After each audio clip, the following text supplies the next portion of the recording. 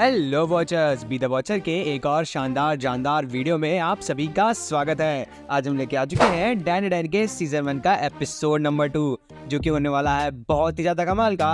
तो अपनी कुर्सी की पेटी बांध दीजिए और तैयार हो जाइए इस रोलर कोस्टर राइड के लिए। पर उससे पहले चैनल को सब्सक्राइब और वीडियो को लाइक करना बिल्कुल भी मत भूलिएगा। कमेंट्स भी ड्रॉप कर ही दीजिए, क्योंकि हम कमाल की सीरीज आपके लिए लाते रहते हैं। तो चलिए चलते हैं सीधे सीरीज की तरफ। तो एपिसोड की शुरुआत में हमको केंटा ककूरा और मिस अयासे के बीच में बातचीतें बताई जा रही होती है, सुनाई जा रही होती हैं, जहाँ पे अयासे कह रही होती है कि आज से हम लोग कभी भी ये वाला नाम नहीं लेंगे। वो ये वाला नाम भी नहीं ले रही होती है। इस पे केन कहता है कि मेरा नाम तो केनी है ना, तो मैं तो अपना नाम लूंगा। और ये सुनने के बाद ही वो हल्की सी शर्माने लगती है और उसी कारण से ग्रैनी का जो कर्ज था वो वापस आने लगता है। उसके बाद वो चिल्लाता है और कहता है कि अरे कर्ज मेरा, मुझे मार डालोगे क्या। इसके बाद वो किसी तरीके से अपने पर होल्ड पाती है और वापस कर्ज को कंटेन करने लगती है। उससे पहले एक बार ग्रैनी बाहर निकल आती है और बोलती है कि let me gobble your weeny. Anyways फिर स्क्रीन ब्लैक हो जाती है और उनको उन दोनों के बीच की बातें बताई जा रही होती हैं। बेसिकली अयासे कहती है क्योंकि तुम ओकल्स को ज्वाइन करते हो, इसीलिए आज से हम लोग तुम्हें ओकारुन बुलाएंगे। और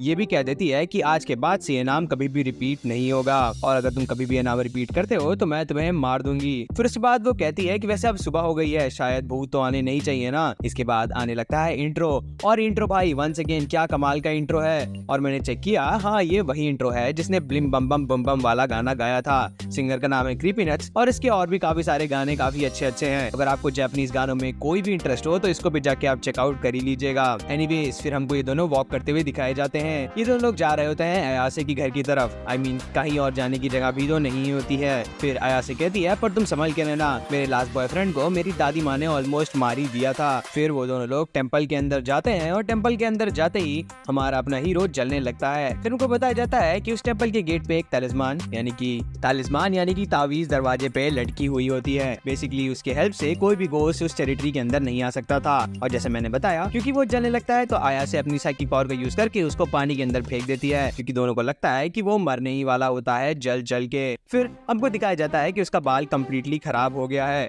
और इस बात को लेके अयासे उसका मजा भी ले रही होती है। फिर वो लोग घर के अंदर घुसते हैं और अयासे चिल्लाने लगती है ग्रैंडमा ग्रैंडमा, पर टू हर सरप्राइज उसकी ग्रैंडमा वहाँ पे होती ही नहीं है। अब वो वहाँ पे नहीं होती है तो वो भी अंदर आ ही जाता है। उसके बाद अयासे कहती है कि तुम कमरे के बाहर जाओ, मुझे कपड़ा बदलना है। पर जैसे ही वो कमरे के बाहर जाता है उसका कर्ज वापस आने लगता है, तो उसको गलती से दरवाजा खोल के वापस अंदर आना पड़ता है। फिर ओकारुन अपना मुंह कर देता है दीवार की तरफ, और फिर अयासे अपने कपड़े चेंज करती है। उसके बाद वो कपड़े दे देती है ओकारुन को भी, क्योंकि उसको कुछ तो पहनना ही होता है ना।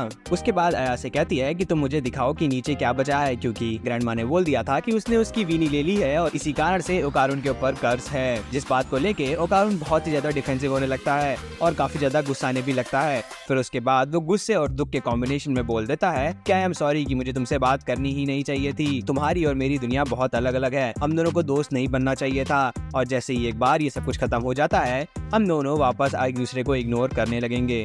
उसके बाद अयासे कहती है कि यही कारण है कि तुम्हारे दोस्त नहीं है, क्योंकि तुम खुद ही अपने दोस्तों को पुश अवे करने लगते हो। मुझे लगा कि यहाँ पे बहुत इमोशनल सा मोमेंट होने वाला है, पर अगले मोमेंट में ओकारुन बोल देता है कि तुम बहुत बदसूरत हो, और उसके बाद दोनों फिर से लड़ाई लड़ने लगते हैं। फिर तभी हमको बेल की आवाज सुनाई देती है, जिस पे ओकारुन पूछता है कि तुम्हारी ग्रैंडमा वापस आ गई क्या। फिर जिस पे अयासे बोलती है क्योंकि हमारे घर में 2 टाइप की बेल है, और मेरी ग्रैंडमा ने कहा था जब इस टाइप की बेल बजे तो इसका मतलब कि कोई स्पिरिट आ गई है। और ये इसलिए हो रहा होता है क्योंकि उन्होंने दरवाजे से वो तावीज, वो तालिस्मान हटा दिया होता है। फिर वो दोनों भाग के बाहर जाने लगते हैं, इस होप्स में कि वो लोग वापस दरवाजे पे तालिस्मान लगा देंगे और इसी के साथ साथ बाहर चली जाएगी वो स्पिरिट, और ओकारुन को भी बाहर जाना ही होगा, नहीं तो फिर वो भी जल के मर ही जाएगा। एनीवेज तभी वो लोग देखते हैं कि आसमान में काले बादल छा रहे होते हैं, पर फिर भी वो लोग इससे पहले कुछ रिएक्ट कर पाए, वो देखते हैं कि उनका घर, उनका पूरा एरिया कवर हो जाता है काफी लंबी चौड़ी मोटी दीवारों से, जिसका मतलब कि अब जो गेट था वो भी हिस्सा बन जाता है दीवार का। तो अगर उनको बाहर जाना है, यानी कि उनको स्पिरिट को हराना है, तो फिर उनको उस गेट के बाहर जाना होगा। पर तभी वो लोग ऊपर देखते हैं, और ऊपर देखते हैं तो उनको रियलाइज होता है कि वो लोग घिरे होते हैं ब्लैक फॉग से, और इसी कारण उनके मुंह से खून भी निकल रहा होता है। फिर वंस अगेन वो लोग एक और बार ऊपर देखते हैं और उनको वहाँ पे एक वुडन डॉल सा दिखाई देता है, जिसको देख के पहली बार तो ऐसे सोचती है कि भूत आ गए भूत आ गए।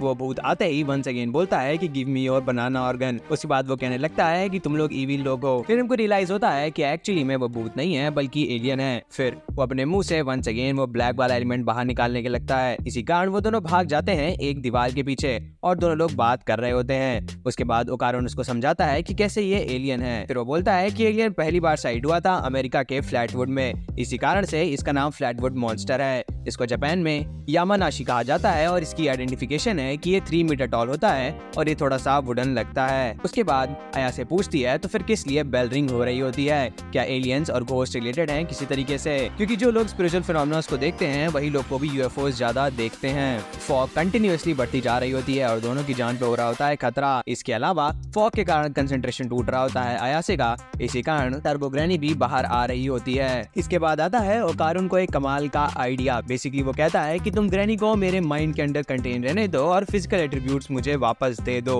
कहने में तो बहुत ही आसान है पर इतना आसान करने के लिए नहीं होता है, पर उनके पास और कोई चॉइस होती भी क्या है। तो फिर यही करती है आयासे और हो जाता है उसका पूरा ट्रांसफॉर्मेशन। और ये ट्रांसफॉर्मेशन एकदम सुकना लेवल होता है। बेसिकली इसको देख के मुझे बिल्कुल सुकना और यूजी की याद आ भी गई, जहाँ पे सुकना की पावर्स के ऊपर कंप्लीट कंट्रोल हो जाता है यूजी का एक टाइम पे। ग्रैनी की पावर पाते ही हमारा लड़का from UP two GB road पहुंच जाता है। भाई उसके बाद वो क्या कमाल के डायलॉग मारने लगता है, बंदे के अंदर स्वैग आ जाता है और बंदा रिजर्व करने लगता है अपनी शॉटी को। वो यो करके बात बोलने लगता है। बेसिकली वो बोलने लगता है कि ये छोकरी है बेजाना ठोकरे, जिसपे वो कहती भी है कि तुम कैसे बात कर रहे हो। उसपे हमारा ओकारुन रिप्लाई करता है कि मैं हूँ तो थोड़ा सा ऑकवर्ड ही। एनीवेज उसके बाद होती है शुरू मार धाड़ और भाई क्या स्ट्रेंथ आ जाती है हमारे बंदे के पास। वो बड़ा सा जो सुमो मॉन्स्टर होता है वो क्लैप्स के बीच में उसको दबाने की कोशिश करता है, पर इससे पहले कि वो कुछ कर पाए उसकी बॉडी रिफ्लेक्सेस में उसकी सारी उंगलियां काट देती है। ये तो 100% जेजेके वाले सीन जैसा है पहले सीजन में जब वो स्पेशल ग्रेड कर्स आता है और यूजी का हाथ ही उड़ा देता है। इसके बाद होते हैं दोनों फेस टू फेस, पर इससे पहले कि वो कोई बहुत बड़ा डैमेज दे पाए ओकारुन की बॉडी गिव अप कर देती है। इतना बड़ा कर्स उसकी बॉडी संभालने के लिए थोड़ी ही बनी है, उसकी बॉडी कीप अप नहीं कर पा रही होती है। फिर दोनों को रियलाइज होता है जमीन पे पड़े पड़े कि ये तो सुमो रेसलिंग कर रहा है। इसका मतलब कि अगर हम लोग इसको जमीन छुआ दें तो फिर वो हार जाएगा या मर जाएगा। फिर उसके बाद ओकारुन कहता है कि then I will go for one last time, और उसके बाद फाइनली एक और लास्ट बार के लिए तैयार होता है ओकारुन अपने ग्रैनी फॉर्म में, और वो फुल स्पीड से जाता है और अटैक करता है उसके पैर पे, और इसी कारण से वो नीचे गिरने लगता है। जैसे ही वो नीचे गिरने लगता है जमीन पे जैसे उसका हाथ टच करता है उसका हाथ कंप्लीटली डिसअपियर होने लगता है, डिसइंटीग्रेट होने लगता है। ऐसा एक बार के लिए लगता है कि वो दोनों जीत गए हैं, पर इतनी आसानी से अगर फाइट खत्म हो जाएगी तो मजा क्या ही आएगा। जैसे ही वो नीचे गिरने लगता है वैसे उसकी कमर से 2 पैर निकल आते हैं और वो कंप्लीट गुलाटी मारते हुए वापस सीधा खड़ा हो जाता है। ये देख के वो दोनों को अजीब सा लगता है, बल्कि हमारी आया से तो कहने लगती है कि तुम तो 1 नंबर के चीटर हो चीटर। पर तभी तक वो आयासे को एक मुक्का मार के दीवार के अंदर धसा देता है। एक बार की मुझे लगा कि आयासे को तो हैवी डैमेज हो जाएगा इस मुक्के के बाद, पर तभी सीन कट होता है और उनको दिखाया जाता है ओकारुन जिसके अंदर से ग्रैनी वापस बाहर आ रही होती है।